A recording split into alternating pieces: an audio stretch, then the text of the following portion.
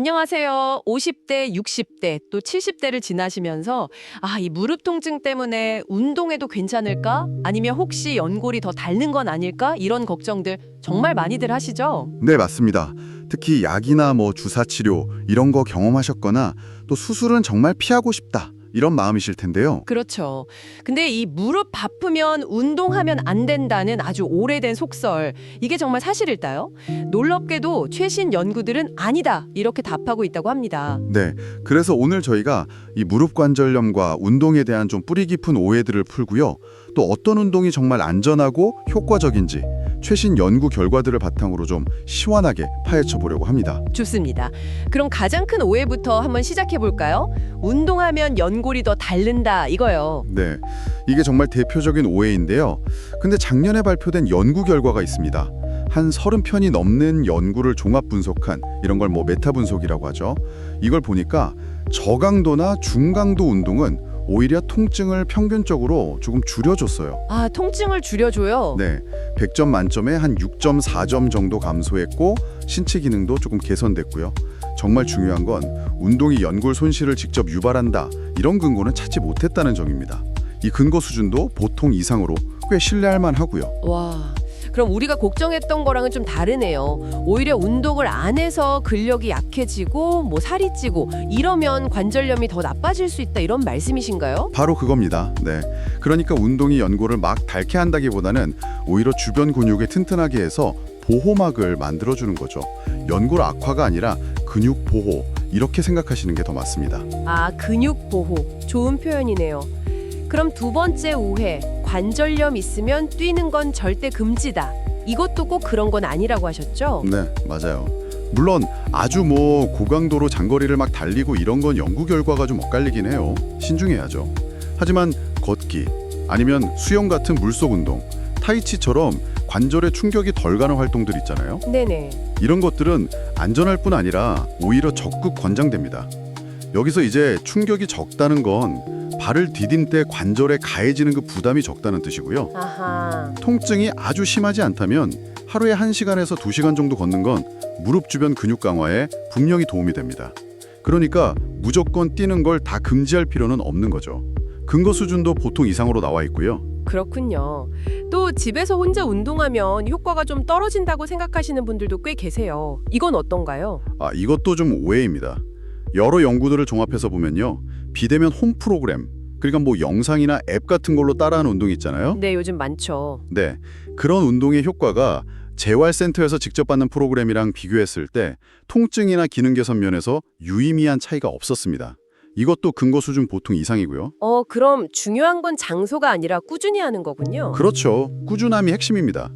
집에서도 충분히 효과 보실 수 있어요. 자, 그럼 이제 오해들을 좀 풀었으니 실제로 어떤 운동을 어떻게 해야 할지 좀 더 구체적으로 들어가 보죠.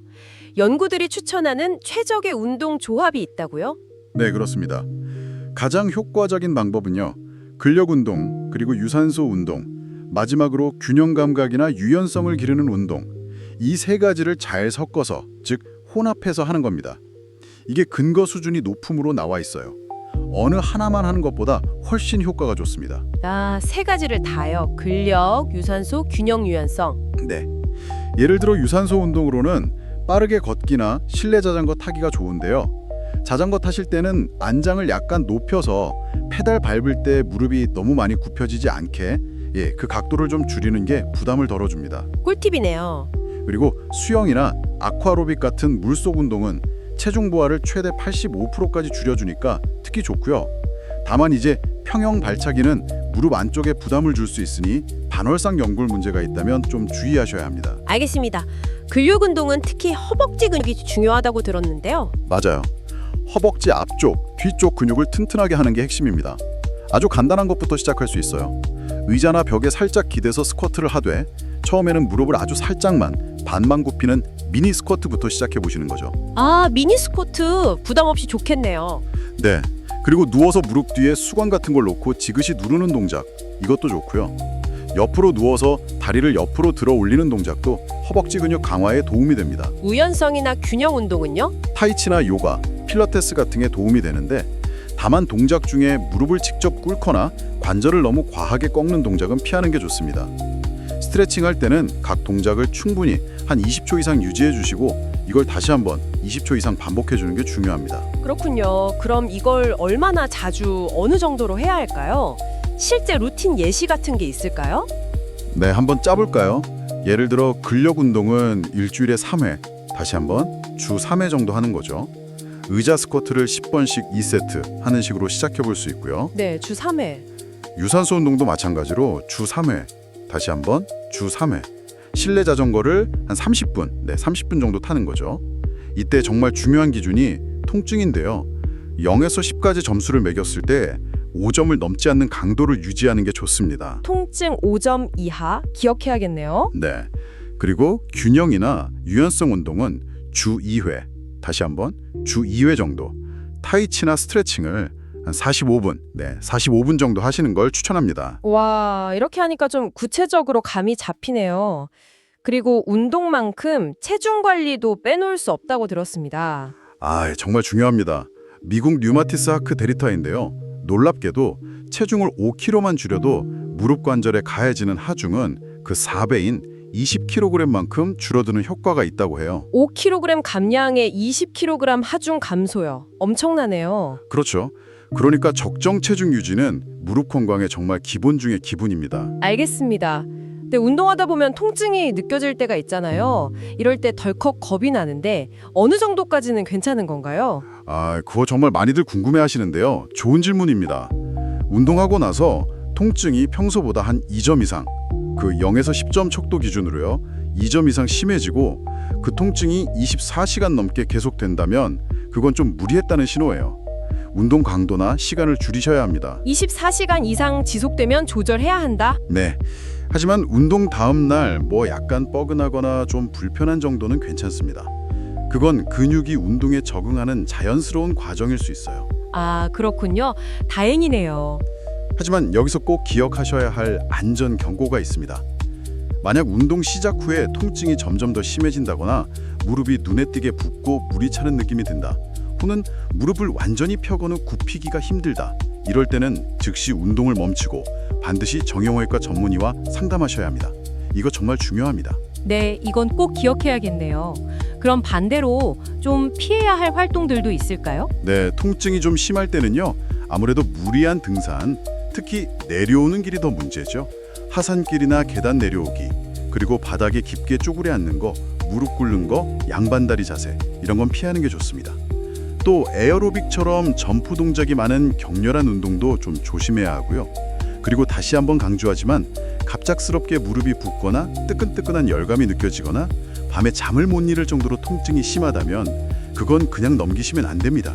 즉시 운동을 멈추고 의사의 진료를 받으셔야 해요. 네, 알겠습니다. 오늘 정말 무릎 관절염과 운동에 대한 핵심 정보들, 오해와 진실, 그리고 실천 방법까지 명확하게 짚어주셨네요. 마지막으로 한번 정리해 주시면 좋겠습니다. 네, 여러분 꼭 기억해 주세요. 무릎 관절염이 있더라도 여러분의 상태에 맞는 올바른 형태와 강도의 운동은 통증을 줄이고 기능을 개선시켜서 삶의 질을 높이는 가장 좋은 약이 될 수 있습니다. 운동하면 연골이 닿는다는 막연한 두려움보다는 오히려 운동 부족으로 인해서 근력이 약해지고 체중이 늘어나는 것이 관절 건강에 더 해로울 수 있다는 사실, 이걸 꼭 기억해 주시면 좋겠습니다. 네, 물론 오늘 저희가 나눈 이야기는 일반적인 지침이죠. 여러분 각자의 무릎 상태나 전반적인 건강 상태에 따라서 최적의 운동 계획은 당연히 다를 수 있습니다. 그러니까 운동을 시작하시거나 변경하기 전에는 꼭 전문가와 상의하셔서 내게 맞는 운동 처방을 받는 것이 정말 중요합니다. 맞습니다. 오늘 이야기 들으시면서 이 정도 운동은 나도 한번 시작해 볼 수 있겠다 싶은 부분이 혹시 있으셨나요? 아니면 이 부분은 여전히 좀 걱정되는데 하고 마음에 걸리는 점이 있으셨을 수도 있고요. 여러분의 경험이나 궁금한 점이 있다면 댓글로 남겨주세요. 네, 저희가 참고하겠습니다. 다음 시간에는 많은 분들이 궁금해하시는 무릎 관절 주사 치료와 운동, 과연 무엇이 더 효과적일까? 이 주제에 대해서 장단점을 비교 분석하며 깊이 파헤쳐 보겠습니다. 꾸준한 실천으로 건강한 무릎들 찾으시길 저희가 응원하겠습니다.